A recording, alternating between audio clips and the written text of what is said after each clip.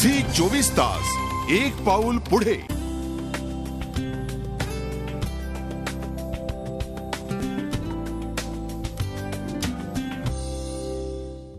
नमस्कार. आज मी अशा एका व्यक्तीबरोबर गप्पा मारणार आहे की ज्यांची ओळख केवळ डॉक्टर बाबासाहेब आंबेडकर यांचे नातू अशी नाही, तर महाराष्ट्राच्याच नव्हे तर देशाच्या राजकारणाची, त्यातल्या बारीक सारीक घटनांची अचूक जाण आणि त्यावर अत्यंत मार्मिक भाष्य, अत्यंत बारीक लक्ष असणारे असे भारतीय रिपब्लिकन पक्ष बहुजन महासंघाचे सर्वेसर्वा प्रकाश आंबेडकर. नमस्कार सर, आपलं स्वागत. नमस्कार.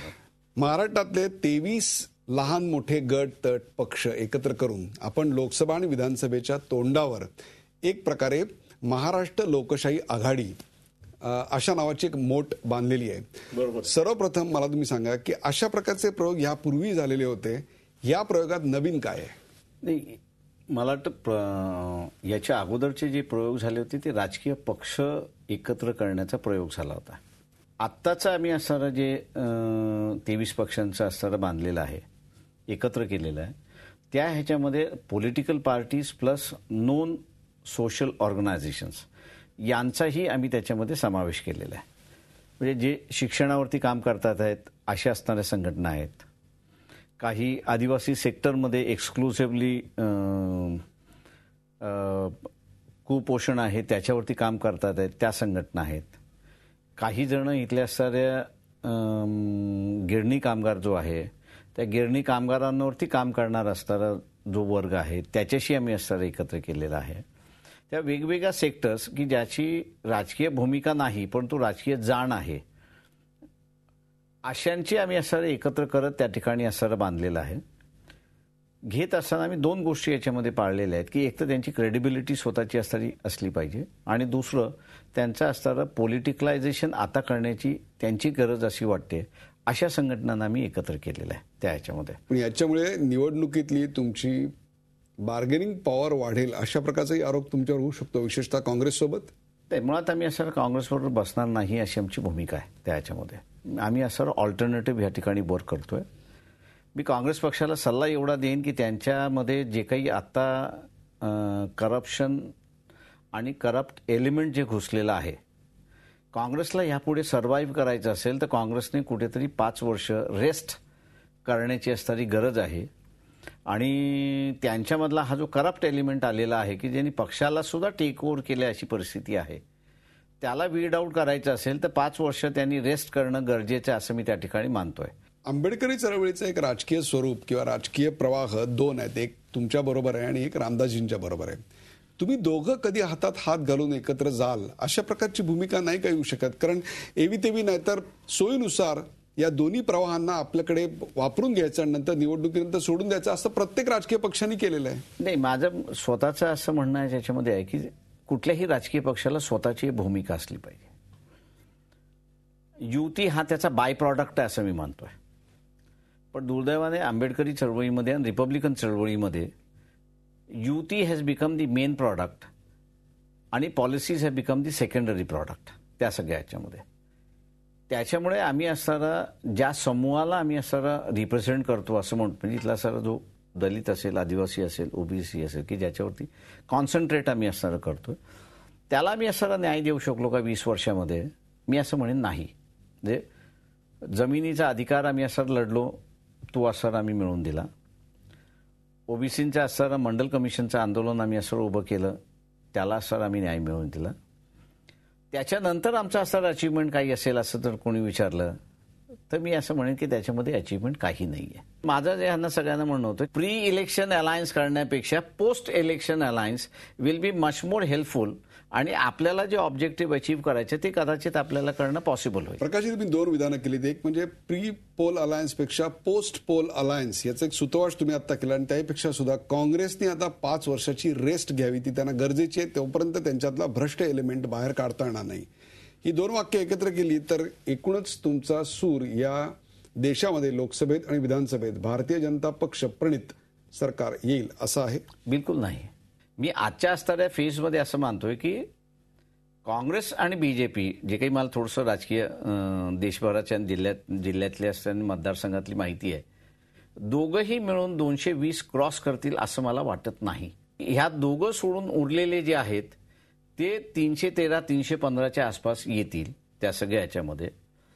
आणि नंतर मग असणारे जे मुख्यमंत्री आहेत, मी असं मानतोय की चीफ मिनिस्टर जे आहेत व्हेरियस स्टेटचे चीफ मिनिस्टर्स बसून माझ्या अंदाजानं ह्या देशातला पहिल्यांदा प्रयोग होईल असं की प्राईम मिनिस्टर कॅन्डिडेट डिसाईड होईल असं मला त्याच्यातलं वाटतंय.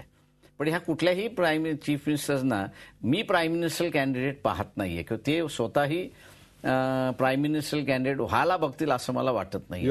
म्हणजे याचा अर्थ तुम्ही नितीश कुमार आणि नरेंद्र मोदी या दोघांनाही प्राईम मिनिस्टर कॅन्डिडेट म्हणून रूल आउट करताय. मी नरेंद्र मोदी हे माझ्या अंदाजानं प्राईम मिनिस्टर कॅन्डिडेट नाहीत असं मी गृहीत धरतोय त्याच्यामध्ये. याचं कारण की एक तर कर्नाटक म्हणजे if you were so popular you कुड हॅव गॉन अँड हेल्प. म्हणजे बेसिकली असं आहे की कर्नाटकमधलं असं 40-45-50 बीजेपी येईल हे मान्य होतं. 50+ जर गेला असतं तर दॅट वुड हॅव बीन ते क्रेडिट नरेंद्र मोदींना गेलं होतं. पण नरेंद्र मोदींनाच स्वतःबद्दलचा असं एवढा विश्वास नव्हता की त्यांना ऐकून काही बीजेपीला मतं देऊ शकतील अशी असणारी परिस्थिती तिथे दिसत नाही. तुमचं म्हणणं आहे की मोदी नावाचा करिश्मा हा गुजरातच्या पलीकडे कुठेही चाललेला नाही. महाराष्ट्रामध्ये मागच्या निवडणुकीमध्ये चालला नाही. उलट बीजेपी नरेंद्र मोदी ज्या ज्या मतदारसंघात गेले त्या मतदारसंघात बीजेपी हारली अशी असण्याची परिस्थिती आहे. आपण एका दुसऱ्या प्रश्नावर तुम्हाला मी बोलतो करतो की ज्या प्रमाणात मायावतींनी सोशल इंजिनिअरिंगचा किंवा रिइंजिनिअरिंगचा प्रयोग उत्तर प्रदेशामध्ये यशस्वी करून दाखवला, एकदा नव्हे दोनदा यशस्वी करून दाखवला, तसाच काहीचा प्रयोग तुम्ही किनवटमध्ये अकोल्यात केलात. तो महाराष्ट्रभर का जाऊ शकला नाही? काय कारण आहेत? त्याला एक तर पहिल्यांदा मी असं एक म्हणतो की मायावतीचा हा जो प्रयोग आहे हा पहिला आहे किंवा माझा प्रयोग आहे हा पहिला आहे असं नाहीये.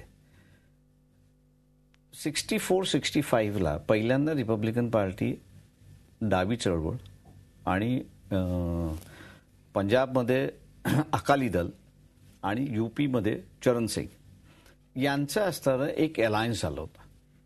आणि ह्या अलायन्समध्ये फर्स्ट टाइम पंजाबमध्ये असणारं नॉन काँग्रेस गव्हर्नमेंट त्या ठिकाणी आलं. यूपीमध्ये 64-65ला SVD म्हणून असणारं गव्हर्नमेंट होतं. त्याच्यामध्ये RPI was a part of it. या दोन राज्यानंतर काँग्रेसनी RPI 68, 69, 70ला पार मोडून संपून टाकली त्याच्यामध्ये. त्याच्यामुळे हा पहिला प्रयोग मायावतीचा एका असं मी त्याच्यामध्ये मानत नाही. तर हा फर्स्ट क्रेडिट गोज टू 64-65चे जे RPI नेते होते, दादासाहेब गायकवाड असेल, एन शिवराज असतील, या सगळ्यांना ते असं क्रेडिट जातं की त्यांनी first alternative non Congress government आणण्याचा दोन राज्यामधला त्यांचा असणारा प्रयोग यशस्वी झाला. पण बाय एज त्यांना असं ते सस्टेनेबल करू शकले नाही कारण ते त्याच्यानंतर राहिले नाही. त्याच्यामुळे हेच नाही झालं. महाराष्ट्रामध्ये SC पॉप्युलेशन जी आहे ही मुळात माझ्या अंदाजानं 12.5% आहे. 12-13% त्या ह्याच्यामध्ये तुम्हाला असणारं 28% ते 33% तुम्ही असणारं आलं पाहिजे. आणि 12% 28% घेऊन जायचं असेल तर तुम्हाला 16% गॅप ही असणारं भरून काढली पाहिजे. तुम्ही आता 28%वरनं 33% हा जो एक आकडा मला सांगितला तो अतिशय इंटरेस्टिंग आहे. तेवढाच ओबीसी किंवा मराठा समाज आहे? नाही, त्याचे ओबीसी आहे पण मराठा समाज नाही. ते कॉम्बिनेशन मिळून तेवढा आकडा येऊ शकतो? त्याच्यापेक्षा जास्त होऊ शकतो. तुम्ही खरंच असं मानता का की जातींच्या व्होट बँक असतात आणि अजूनही लोक जातीवरच व्होटिंग करतात? मी असं त्याच्यामध्ये थोडासा बदल आलाय असं मी म्हणेन त्याच्यामध्ये की एक्सेप्ट मराठास अदर कम्युनिटीजमधली मुवमेंट सुरुवात झाली. म्हणजे मराठा समाजामधली वोट इतरांना देण्याची मुवमेंट अजून सुरुवात नाही झाली आहे. पण मराठा सोडून इतरांमधली असणारी आपल्या जातीच्या बाहेर जाण्याची आणि मतदान करण्याची प्रक्रिया फार मोठ्या प्रमाणात सुरुवात झाली आहे. ती मराठा समाजात नाही? मराठा समाजात नाही झाली अजून ती. कारण काय? माझ्या पॉलिटिकल लिडर्स त्याला जबाबदार आहेत असं मी मानतोय. म्हणजे मी आता हे म्हणेन की संभाजी ब्रिगेड आहे, मराठा महासंघ आहेत, गेली ॲटलिस्ट माझ्या माहितीप्रमाणे 15-20 वर्ष मराठा समाजाच्या आरक्षणासाठी लढतायत त्या सगळ्या ह्याच्यामध्ये. परंतु त्यांना कधीही असं वाटलं नाही की बाबा ही इस्टॅब्लिश लिडरशिप जी आहे त्याच्यामध्ये मी असा फरक करतो बेसिकली की ही इस्टॅब्लिश लिडरशिप शिवाजी महाराजांना मानणारी आहे का असं तुम्ही जर मला विचारलं तर मी अजिबात नाही म्हणणार. ही जी लिडरशिप जी आहे ही निजामाला मानणारी लिडरशिप आहे. सरदारकी इनामदाऱ्या, देशमुखी, ही सगळी सिस्टम निजामांची सिस्टम आहे. ती रेव्हेन्यू सिस्टम जी आली ही निजामशाहीची रेव्हेन्यू सिस्टम आहे. शिवाजी महाराजांची असणारी जी रेव्हेन्यू सिस्टम आहे, जी आपली रेव्हेन्यू सिस्टम आहे, तीच रेव्हेन्यू सिस्टम आहे त्या ह्याच्यामध्ये. त्याच्यामुळे तुम्ही आमदारांची, खासदारांची कॅटेगरी किंवा चेअरमनची कॅटेगरी जर बघितली तर ही कॅटेगरी ह्या निजामच्या असणाऱ्या ह्याच्यामधली असणारी कॅटेगरी आहे.